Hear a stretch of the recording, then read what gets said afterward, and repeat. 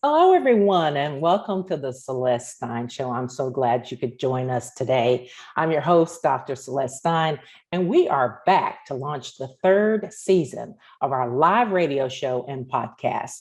Our show can be heard live on BBS Radio and is available on the majority of streaming platforms. I'd like to thank all of our listeners from around the globe for tuning in today, and I hope you will remember to like, share, and subscribe to our program. Now, today's guest has a very special mission that allows children in Africa the opportunity to get an education through the Weiss Scholarship Foundation. The organization's founder, Brett Weiss, is here today to tell us all about how and why he started this great organization and the wonderful work he is doing to empower young people in Kenya with an education. Brett, thanks so much for joining me today. Good morning, Celeste. Thank you very much for having me here. I'm honored to be here. Well, I wanted to begin, Brett, by asking you what actually prompted you to start this organization? I always had a bucket list thing to go to Africa and volunteer. I put it off for a lot of years. I finally went in 2009 and I spent 3 weeks, this little village in back of me called Dago in southwestern Kenya, tiny village, 3,000, as poor as can be, poorest people on earth. And I fell in love with the people and I fell in love with Kenya. And they're the nicest, hardest working people you ever met, very kind. But the average child only gets 4 years of school. And in little villages like this, it's usually less than that. And I was just inspired and decided I needed to do something to help. So in your own words, can you please define your mission? We're really all about, you kind of said, empowering children in Kenya to get a great education as we work to build a world where every child gets a great education. That's what we're about. Yeah. Well, with recognition of the fact that more than, I guess I really want to say for more than 100 years from some of the research, more than half of those children in Africa and around the world get little to no education. And in Africa, the numbers are at about 75%. So how is your program making a difference in the lives of some of these young people? So one of the things I learned early on is these children need financial help, right? None of these children would go to high school without our help. The government there doesn't pay for high school. That's why they need help. But they need much more than financial help. So we have built what we call an holistic business model that recognizes they need more than just financial help. And this is why we have 7 staff people on the ground. Very few of our children have both parents. Many don't have either parent, and they live with an auntie or a grandma or a neighbor. And the adults in their life really don't know how to help them through school. So our 7 staff people on the ground, their job is to be totally engaged in the lives of our children. We visit them every term. There's 3 terms in the school year. They're all at different boarding schools around Kenya. We meet with them. We go over the report cards with them. We meet with the principal, the assistant principal, all the key staff people. We meet with the adults who are in their life. We want to make sure all of the adults in the child's life are working together to make sure we're doing everything we can to help them be successful. These kids face challenges every day that most of us couldn't even imagine. And the girls, even more challenges. Mm-hmm. So has this been a real learning experience for you? I'm sure, you think it's going to be one way when you get started, and it sometimes can be just a little bit different than how it is, when you get started. So having worked on a project like this myself, I can tell that there's often a steep learning curve as you actually go through it. So tell me about that. Well, I know you have a PhD. I feel like I've learned like a school of hard knocks PhD the last few years. People think I had a master plan when I started. And the initial plan was I'm going to help one kid and then we'll see from there. And I had no idea. I had never started or run a nonprofit. So it has been a tremendous learning experience. Plus, you have to realize Kenya's a totally different world. Like they speak English, but they speak the Queen's English, not our English, so even English can be different. Culturally, everything is different. And so I've had to learn all that. In the beginning, we had no way of directly communicating with them in the village. Today, technology has improved that quite a bit. So yeah, it's been an amazing learning experience. And every time I think I really understand all this, I realize I still don't have a clue. There's a lot more to learn. Yeah, always, always, Yes, right? yes. Well, we're going to learn a little bit more about some of the trials and tribulations of running a nonprofit in another country in Africa. And we'll talk a little bit more about that when we come back. We're going to take a quick break and listen to a public service announcement that gives us a little bit more information about the Weiss Scholarship Foundation. We'll be back right after this. Imagine a world where every child gets a great education. Educating all children is the only way to end poverty. This is what the Weiss Scholarship Foundation is working to accomplish. In just a few short years, we have already awarded 141 scholarships. We send children to high school who would have never gone without our support. Today it's Kenya, but tomorrow it's more countries. Please contribute what you can today. Go to our website, www.weissscholarshipfoundation.org. The next question that I have for you is, why do you think that the model that you've come up with in particular, Brett, why do you think that that can actually end poverty? No, it's a great question. And in fact, it's probably the most important question of all. Because my whole life I've been thinking about, look at all the money the developed world has spent in Africa. And it hasn't really changed that much. And for some kids, it's worse. And, there's a lot of organizations paying school fees. They paid for kids to go to school. And that's good, right? Anytime you pay fees for a poor kid, that's great. But it really isn't enough. And so, because what was missing was the human engagement, the support that these kids need. With that support, when we sit down with a child and we go over the report card and we compliment them on what they're doing well, but we also take a look at where their challenges are, where are they not doing well, and then we work to try to help them. We quite often get them extra help in math or science or whatever the subject is. That ingredient is really kind of what's always been missing. And to be frank, I don't want to brag about this, but I've never seen another organization do this. So you have to have the adults in their life to support them. Absolutely. I think we have that commercial ready now. And if we can, we're going to quickly go to a break and learn a little bit more about your organization and how people can help. We'll be back right after this.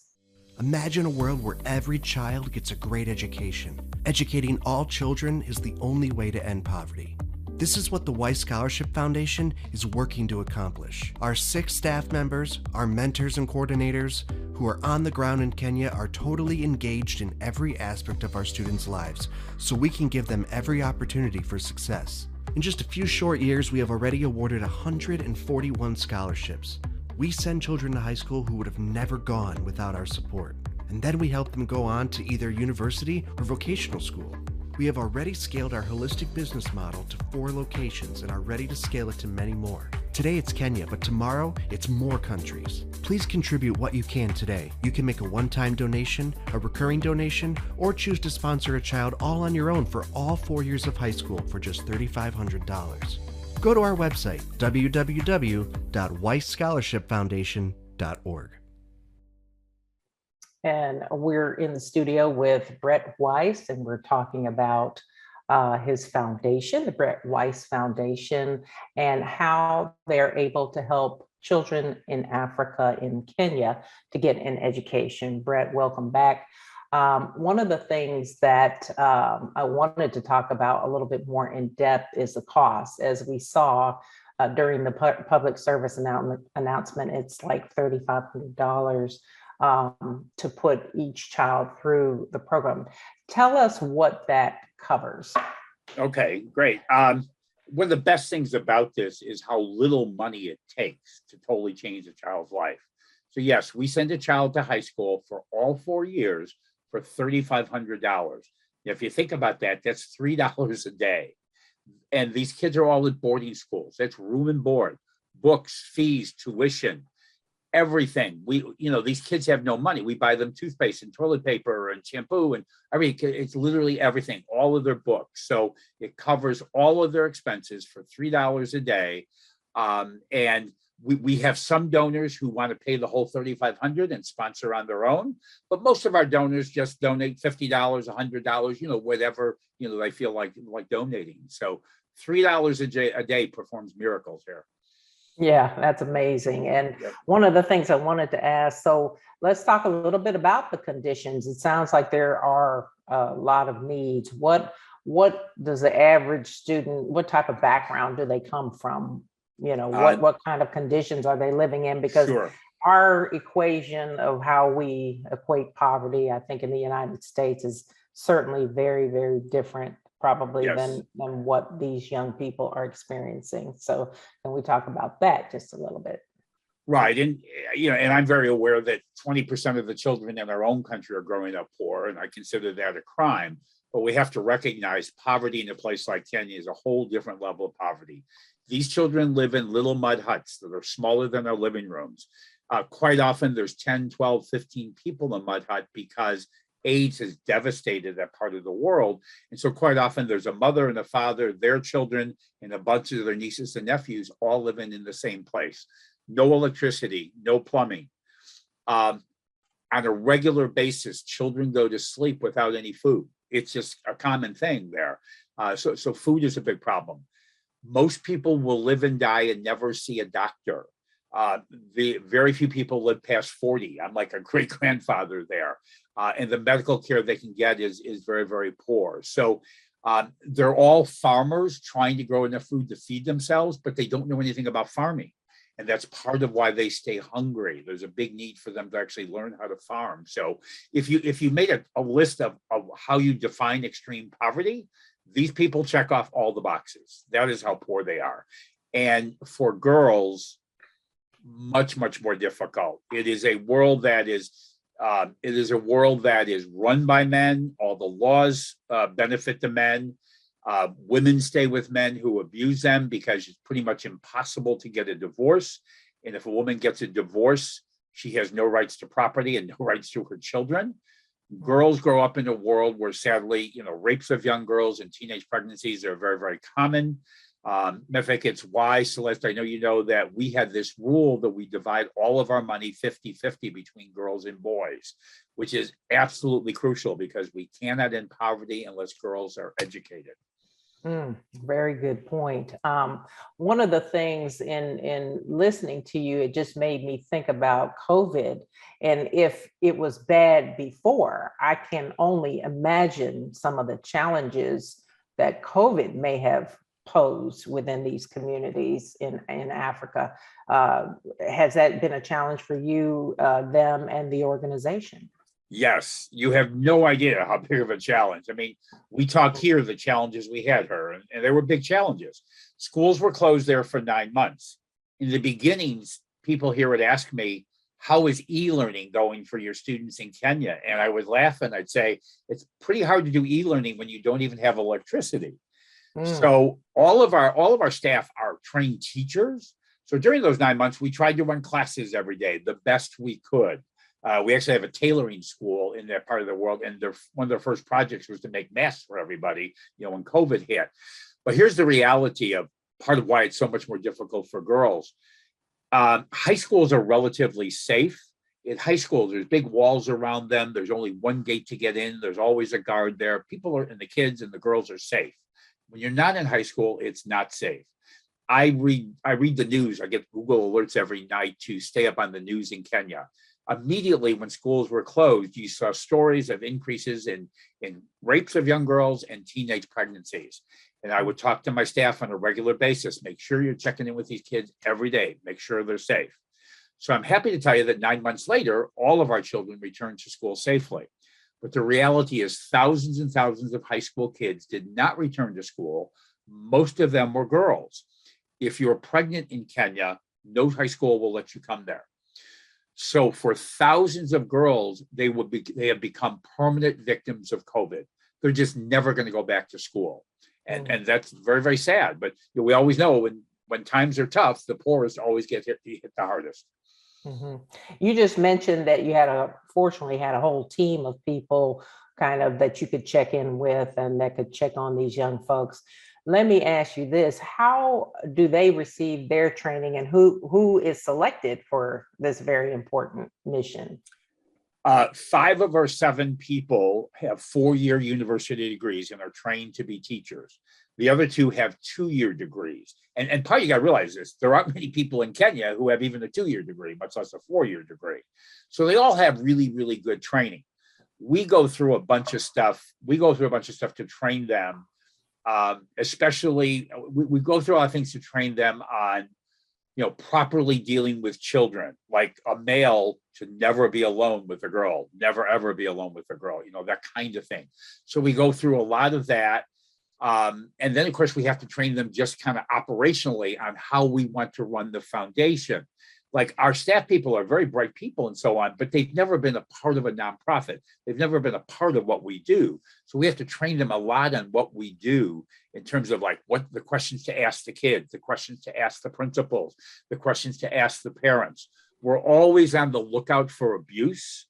We talk a lot about that, abuse, whether it's by any of the adults in their life, whether it's a teacher, whether it's a parent, an uncle, a grandma, a grandpa, or whatever, because abuse, unfortunately, is way, way too common. And we're always looking for signs of abuse. Mm-hmm. I want to do this. I want to try to take another quick break. And when we come back, we're going to talk about maybe some of the other challenges that you face, with a program like this overseas. We'll be back right after this. Imagine a world where every child gets a great education. Educating all children is the only way to end poverty. This is what the Weiss Scholarship Foundation is working to accomplish. In just a few short years, we have already awarded 141 scholarships. We send children to high school who would have never gone without our support. Today it's Kenya, but tomorrow it's more countries. Please contribute what you can today. Go to our website, www.weissscholarshipfoundation.org. Welcome back to the Celeste Stein Show. I'm your host, Dr. Celeste Stein, and we're here talking with Brett Weiss from the Weiss Scholarship Foundation, which provides educational training and other services to children in Africa, in Kenya, who otherwise probably would not get an education. Thanks again for being a part of the show today, Brett. Wanted to next ask you about what you feel might be some other challenges that you face over the years with the foundation and trying to educate young people. Well, one of which is clearly that raising money to educate poor children in Africa is not real high on many people's priority list. And that's a real challenge. And I run into many people who say, I want to help children in the United States. And I say, God bless you. Good. Help a child somewhere. So it's tough raising money for children in Africa. Another big challenge is these kids face pressures that we would never face. My parents were depression babies. I was raised in a home where we were told, look, we never got to go to college, but we're going to work hard and make sure you, and I have 2 younger brothers, get to go to college and have a great life. And they did that. These kids grow up in a world where they're told, you have to realize their parents or adults in their life know very little about education. They're told, work hard in school, get good marks, go to university, get a good job, make a lot of money, get us out of the village and build us a nice house. They're raised with that, the pressures under that. So what happens is the children take a test at the end of high school. It's like their SAT test. The government there controls everything, which is part of the problem. You have to do really well on this test to get to university. So a number of our kids have made it there. We have 4 university graduates, a number of kids in university now. But if they don't do well, they can't go to university. And so we have to start talking to them about vocational schools. Well, the challenge we have, and we've had to deal with a whole bunch of kids on this, when they don't make it to university, they feel like they failed. I have been with kids, or staff have been with kids. I've done it over Zoom where they say, I failed my parents. I failed my village. And I look at them, we look at them and we say, wait a second, you're the first child in your family to graduate high school. How about we celebrate that a little bit? Let's get excited about that. And then our staff is going to let you look, it's going to teach you about vocations. Think about, if you don't have electricity, you don't know what an electrician is. if you don't have plumbing, you don't know what a plumber is, and on and on and on. Mhm. And there's a real bias against vocational school, kind of like there is here in our own country there. But our staff has to work to teach them, first of all, don't feel bad, be proud of yourself and what you've accomplished. And then we teach them about different vocations. And then we help them get into a school that will help them train in that. I had some fun in June. I was with one of our young men named Nelson Mandela. That's pretty cool right there. He had just become a plumber. And if you become a plumber in Kenya, you can make a really, really good living. And he was very proud of becoming a plumber. So, but, you know, and everything there takes a long time. You know, we move fast in everything, and I tend to move fast in everything. I've learned I have to be very patient because everything there takes a long time. Absolutely. I know, you know, what do they say? Rome wasn't built in a day. I guess Yes, Africa ma'am. wasn't either, right? Yes.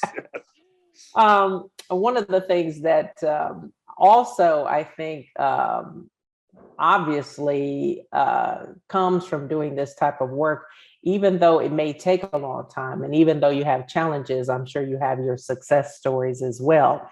So tell me about, besides Nelson Mandela that you just mentioned, who's now the plumber, who else have you been working with to get through university school or to university school? And, you know, what's going on with some of the young men and women who have gone through your program? Sure. So I guess first I would answer, I consider every one of our children a great success. I mean, they all work hard. Some have more abilities than others, just like any place, but I consider them all a success. As I mentioned, we have had 4 university graduates. There'll be many more in the next year, 8 vocational school graduates, Nelson Mandela being one of them. We just had the coolest story. I had a bucket list thing I said a few years ago. Wouldn't it be great if we could get one of our kids to university in the United States? We targeted a young woman named Christina Koth. The reason we have the 50-50 rule on how we divide our money is the test after that they take in 8th grade, the girls tend to score quite a bit lower than the boys. Not because they're not as smart, but for a whole lot of reasons beyond their control. They missed a lot of school. And so we have to divide, and there's Christina Koth, who I'm going to talk about in a moment here. If we did, of the 141 scholarships we've given, if it was just based on test scores, less than 10 girls would have received one. So we divided 50-50. And so our great story now, you just saw a brilliant young woman, Christina Koth. When she graduated primary school, she had by far the highest score in that exam of anybody ever had in the village, like 20% higher. There she is in her dorm room right now. So we targeted her. It's been a lot of work the last few years. We got her here to the United States on August 22nd. Some people may know it's very difficult to get a visa these days. She is at Elmhurst University, which is about 20 minutes from me here in the western suburbs of Chicago. She is an incredibly bright young woman. She finished in the top 30 girls in the country. She got to go to the best high school for girls in the country. And most of the kids who do really well there come from families a little bit better off. She's the girl, we call her the girl from the village, who mud hut, no electricity, no plumbing, and so on. She is a brilliant young woman. It has been amazing to spend the last 3 weeks with her. She's off to a great start. She's always wanted to be a neurosurgeon. There she is at O'Hare Airport when I picked her up after a long, long journey to get there. And the girl had never been to an airport before. So it was quite impressive. And she came through Amsterdam and a 5-hour layover. There I am with her. A 5-hour layover became 7-hour layover. But she's doing really well. Nothing seems to bother her. But I'm going to a quick story in the car on the way from O'Hare Airport to Elmhurst University. Here is the range of this young lady's questions. At one point, she asked me, how far is the river from Elmhurst University so I know where to go to wash my clothes and bathe? Because that's her only experience in life. That's her mom and dad at the airport in Nairobi, Kenya. So she asked me about the river. And then a few minutes later, she asked me how she can get to Netflix. So her questions, that's the range of her questions, you know, and she's incredibly bright. This young woman took a math placement test. She placed to start at calculus in math. Not many kids in the United States were placed to start at calculus. She's really bright. She's adjusting. The hardest things for her are the food and air conditioning. She doesn't like air conditioning. It gives her headaches. Actually, her dorm is not air conditioned, and she considers that a good thing, because she doesn't like the air conditioning. Yeah, it's too cold, right? So yeah, it's too cold. And she's not used to the heat here and humidity here in the Chicago area because there's no humidity in Kenya. It's sub-Saharan Africa. So humidity is a problem. We have talked a bit about winter. Obviously, you don't know what 20 below is until you're actually in 20 below. That was actually back in Kenya. I had brought her some Elmhurst University t-shirts to wear. So that was back when I was in Kenya in June. And she's quick. She picks up on things very quickly. Every day she just impresses me on what she does. And she's very outgoing, which is important because many of these kids tend to be very shy, especially the girls. She is not shy. I asked her if she talked to people on the plane. She says, well, I talk to everybody on the plane. And that's just who she is. And she kind of lights up her room when she walks in. And we are incredibly proud of her, as the people are back in the village of Dago. So it sounds like a few adjustments, but she's getting along, huh? Well, think about a young woman arrives with a suitcase with barely anything in it. She had never worn any clothes that hadn't been worn by somebody else before, nothing for her dorm room. We have sent 2 kids to college years ago. This is much more work than when we sent our own kids to college because she needed everything. That's a young woman named Juliet, who a few years ago, she actually just started university. And she's another very, very bright young woman. She's at a university in Nairobi.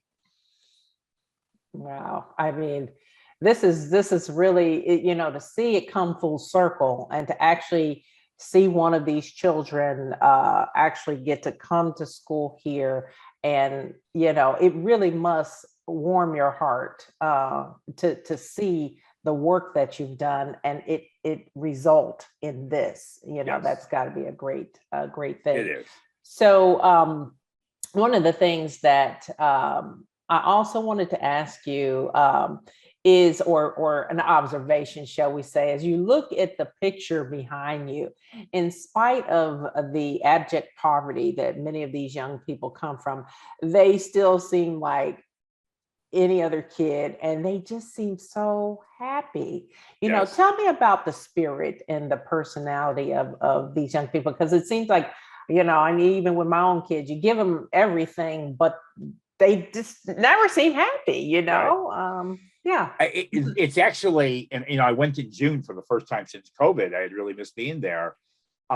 Yes, they appreciate life in ways we don't. Every little thing they appreciate because life is so tough. Getting some food, they really appreciate that. In fact, I have a line that I say, in Kenya, they eat food so they don't die. We eat food mostly for entertainment purposes here. Yeah. But they appreciate everything. All of them work incredibly hard. If my iPhone is giving me problems, my day is like shattered. Well, they don't have those worries. Their worries are they going to have food that day? Where are they going to sleep that night? All of those kinds of things. Right. And they're very optimistic about the future. And matter of fact, we've seen even more than that. The reason why we use the word hope in this village of Dago, I keep a lot of data. When we first started in this village, there usually were about 80 kids who would start first grade. When you got to 8th grade, there usually were about 35 left. Of the 35, 3 or 4 were girls. In the most recent class, 70 kids graduated primary school. So most of the kids stayed on to graduate. And that exam they take at the end of primary school, the average score has gone up by more than 40%. So kids are staying in school longer and they're learning more. And my favorite piece of data is the gap between the girls and boys. When we started in this village, the gap was 20%, boys scoring 20% higher. The gap is down to 3%. And the boy scores have gone up dramatically, but the girl scores have just skyrocketed. And it shows what happens once you give people hope. Before there was no hope. Now there's hope that, gee, if I work hard, maybe I can get a scholarship too. Yeah. One thing, I think when you look at the problem of abject poverty, and like you said, this is a situation over there that we can't even begin to fathom. when you look at that, it can seem overwhelming. You know, a lot of people are like, I don't know what I can do to help. And it reminds me of a project I mentioned earlier. I worked on years ago with a young lady named Ellie Ambrose. And I don't know if you've ever heard that name, but I worked very closely with Ellie, who actually raised enough money to open 2 schools in Nairobi, Kenya. Okay. And I remember when she and her mother came to me, they told me this story about how they went to a church service in Nashville with Rick Warren, Minister Rick Warren, and Okay. he showed a video of the children in a village in Nairobi, Kenya. And when Ellie saw it, she just didn't know how she could possibly do anything to help. But when she went home, she ran upstairs and she, you know, they came to me and told me this story. She ran upstairs, she got her brand new backpack for school. She came down with the utmost sincerity, handed her mother the backpack and said, Mom, you need to send this over to the children in Africa because I'm sure they need it a lot more than I do. And her mother just shrugged her shoulders. She's like, oh, honey, like that's not going to kind of get it. But then she said, you know, maybe you should take some time and pray about it. We're going to pray about this. So Yep. they ended up getting this idea to start this 5K run. That's what she came up with the next day after praying about it, that she was going to do a 5K run. And after raising about $500,000 and 2 schools later and partnering with Souls for Souls. And it's amazing, you know, so you think you can't, but if a 12-year-old child can come up with this, there's obviously something we can all do to play a part, whether it be here helping people or somewhere else. And so what would you say to that person who wonders what they can do to help? Well, I guess a lot of what I do a lot of talks. I've done probably 150 presentations over the last 5 years. And one of the things I always say is, because people will say to me, your goal is to create a world where every child gets a great education. That's kind of crazy. And I always respond, if you're going to have a goal, it might as well be a big goal. Why have a little goal? The reality is there's plenty of money in the world. We don't have a world where more than half the children get little to no education because there isn't enough money. $3,500, change it. There's plenty of money. It's simply about the will to make it happen, to make it a priority. And that's what I ask people to do. Simply make it a priority. And your friends you were just talking about here, they made it a priority. And if you make it a priority, you can solve the problem. And most people, their biggest challenge is they don't think it can be done. Therefore, like, why even try if it can't be done? It can be done. We can perform miracles in this world. Miracles happen all the time, right? And we can do it, but we just have to believe it can be done. Right. Well, you mentioned your bucket list earlier too. Do you feel like you've accomplished a lot of what was on that list? Well, okay. The problem is, Celeste, is no matter how many things we accomplish, the bucket list grows faster. I'll never. Isn't that the case? No matter how many years I live, the bucket list will grow longer. But no, the bucket list, it just gets bigger and bigger and bigger. But what we have to do is prioritize the bucket list. And I'm very proud of what we've done. But every day I wake up and I go, we just started. Because you think about it, 141, yes, we're very proud of that. And we'll do a bunch more at the end of this year. But it's a tiny fraction. The saddest moments for me is sometimes I'm in an 8th grade classroom and I look around and I go, okay, some of these kids we're going to be able to help, but most of them we're not. And the reality is still most of these kids we can't. And that's very sad. I try to focus on the good that we're doing, but every day I realize it's sad. Celeste, every day I am contacted by at least 2 or 3 people in Africa, usually Kenya, either by email, Facebook message, or WhatsApp. I'm on WhatsApp a lot. Basically, the typical story is, hi, I'm a mom, and I have 3 children. I can't pay their school fees. Their father won't help. Can you please help me? All the time. I get these every day. And I will very politely, I take the time, I make sure I politely respond to every one of them. And I just go, I'm sorry, I can't help you. I hope you can find the help you need. God bless you, and go from there. And everyone motivates me to work even harder because, more and more I want to be able to say yes and not no. But unfortunately, there are a lot of no's. Yeah. We're going to take one more quick break. And when we come back from that break, we're going to talk about what's on the horizon. And if there are other things you've kind of added to that bucket list, I'd like to certainly hear a little bit more about that. And we'll be wrapping up in just a moment. So thank you again for joining us. We'll be back right after this short break. Imagine a world where every child gets a great education. Educating all children is the only way to end poverty.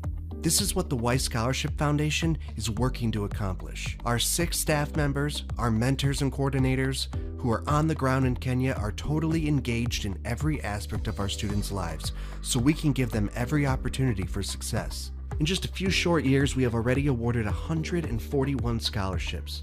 We send children to high school who would have never gone without our support. And then we help them go on to either university or vocational school.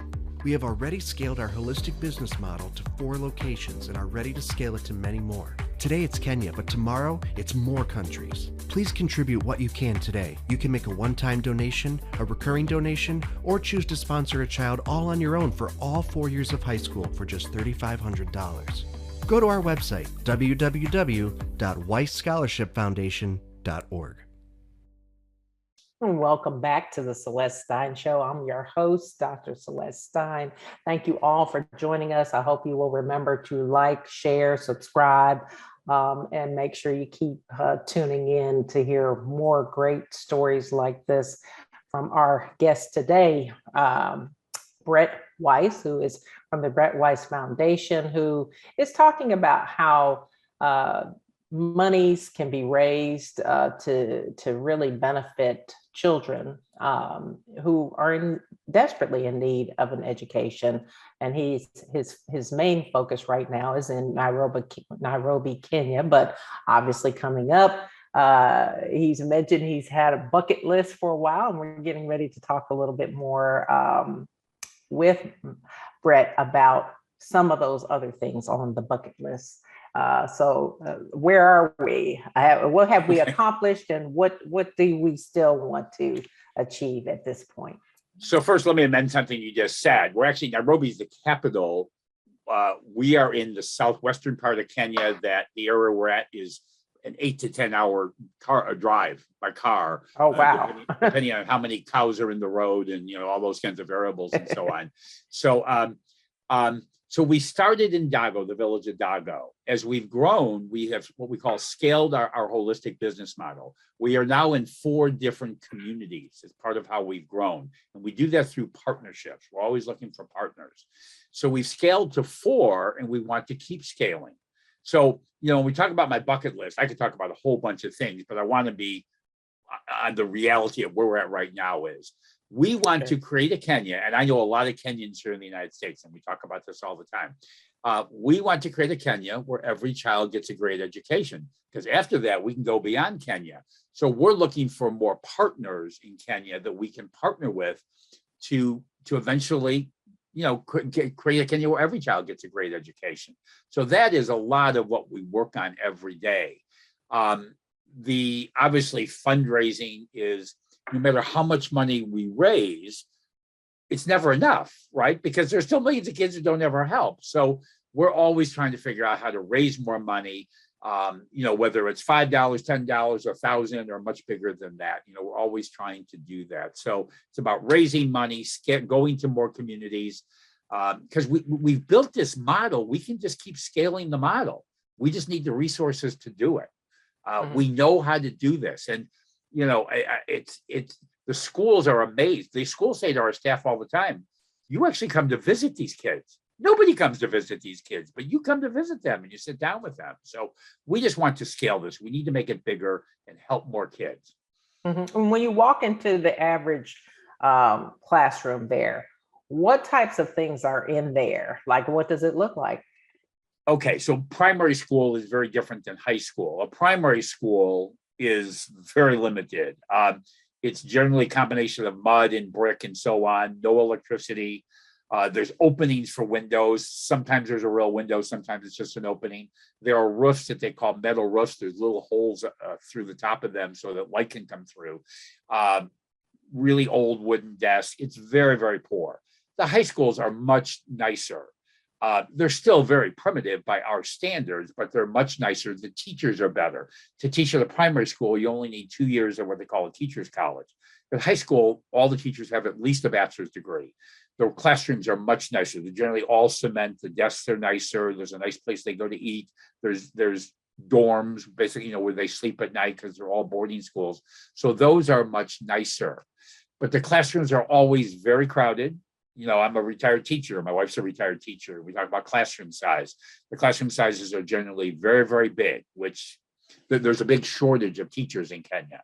So they just don't have enough teachers. So the classes become very big. We all know what happens when classes are big. There's a whole bunch of kids who just kind of fall through the cracks there. So, but, they're working to get better. We're working to get better.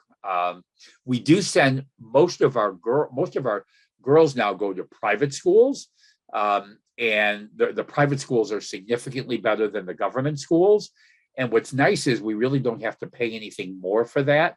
The private schools tend to have a lot of ties to the West where they can raise a lot of money. So the fees they charge us aren't really any more than what we pay for the government schools. So more and more, we're trying to get our kids to private schools because they're just significantly better than the public schools. One thing I'm noticing in the background from your picture as well, that the children are all in uniform. And Yes. I know pictures I've seen before, they didn't have that. And I mean, did it take a while to get there, where? Well, those where are not, those are primary school children. So we really have nothing to do with them. Every child in Kenya, whatever grade you're in a uniform. Oh, okay. Not university. Okay. Primary school, high school, you can't go to school without being in a uniform. And that is one of the challenges. Quite often parents can't afford to buy the uniform, and then they can't go to school. And a lot of times they quit because they don't have a school uniform. Just imagine that. So so they all wear uniforms, and every school kind of has their own colors. You can see it's kind of a blue and white there in the village of Dago. So yes, you have to wear a school uniform there. But and then the supplies, I know you said, it's very, they're old desks and things like that. But what about the actual, I know you need pen and paper and backpacks and things like that. Do they have access to those things? Very limited. I'll quickly tell you one of my favorite stories. It's in the book that I wrote about this. First time I'm there in 2009, a young man is taking notes. He's up in the front of the room and he starts crying and he's shaking his pen, like this. They clearly run out of ink. And I'm in the back. It's my first day there. I'm like, oh my goodness. I go up and hand him a pen. He says Asante Sana, which is thank you very much in Swahili. At the end of the class, he wanted to give me the pen back. And I was like, it's okay, you can keep the pen. And I'm trying to figure out what's going on. So I asked the teacher, it's a pen. Why was he crying? The teacher laughs at me and says, you don't get this at all.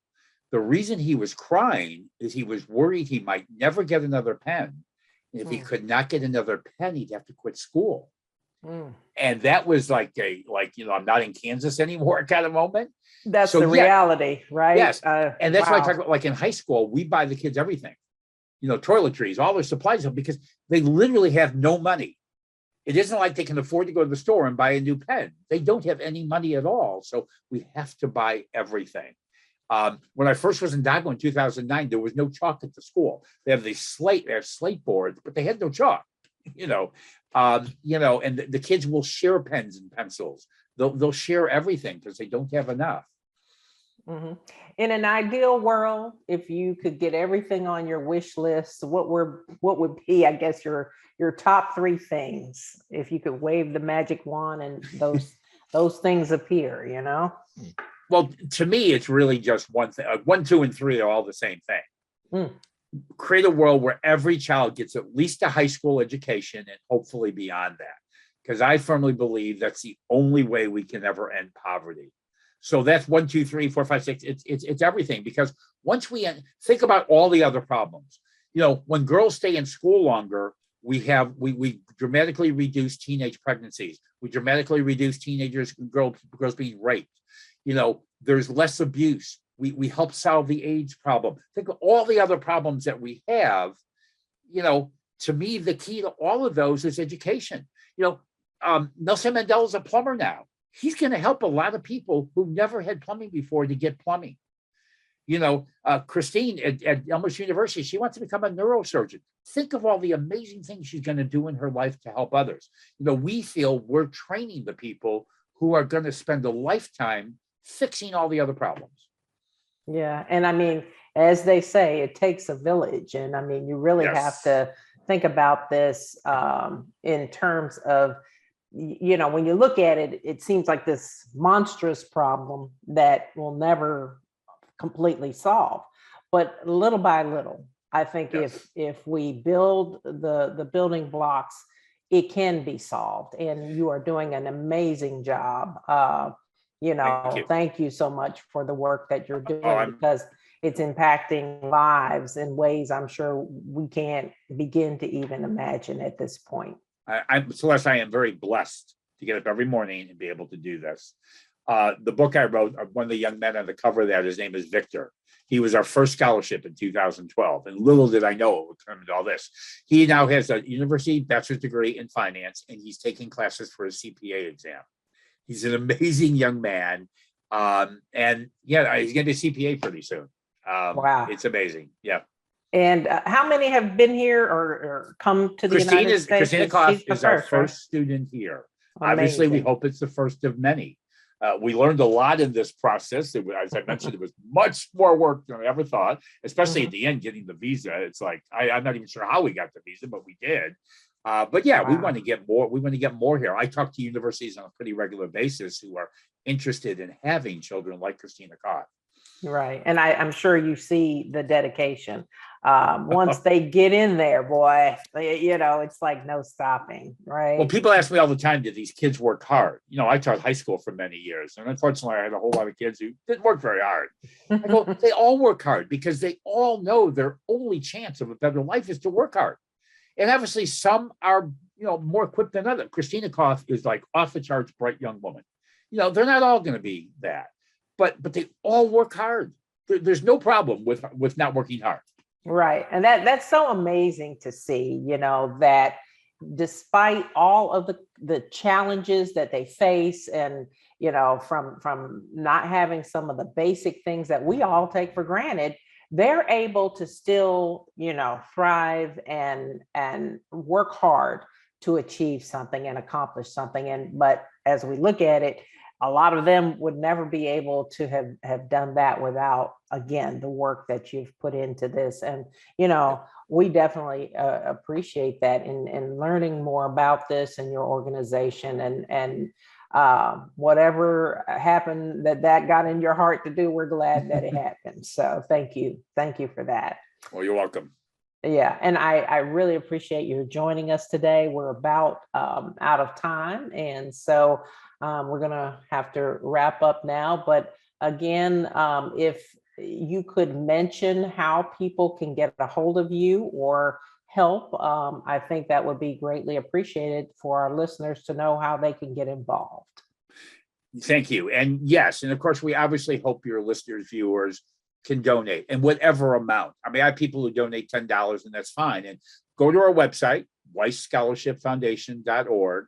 You can see there's many different ways to donate through credit cards, PayPal, mail us a check, Venmo, Cash App, and so on. So there's many, many ways to donate. Check out our website, learn more about this. On the website is my email address. My mobile, my cell number is on there. Please feel free to email me, call me anytime. But check out our website. And if you can donate, great. Share our story with others. I'm sure people watching this have friends who'd be interested in helping. Please share our story with others. The bottom line is the more you support us, the more children we can make amazing stories with. Right. And we appreciate, again, your sharing all this with us today on the Celeste Stein Show. That is all the time we have for now. I do want you to know we'll be back here in about a week with more news you can use, self-help topics, and entertainment. I thank you all for watching. A lot of things have come to a screeching halt due to COVID-19, but you should know that the court system in Tennessee is still open and holding in-person hearings for orders of protection and other types of abuse cases. If you have a hearing date, double check on where your hearing will be held.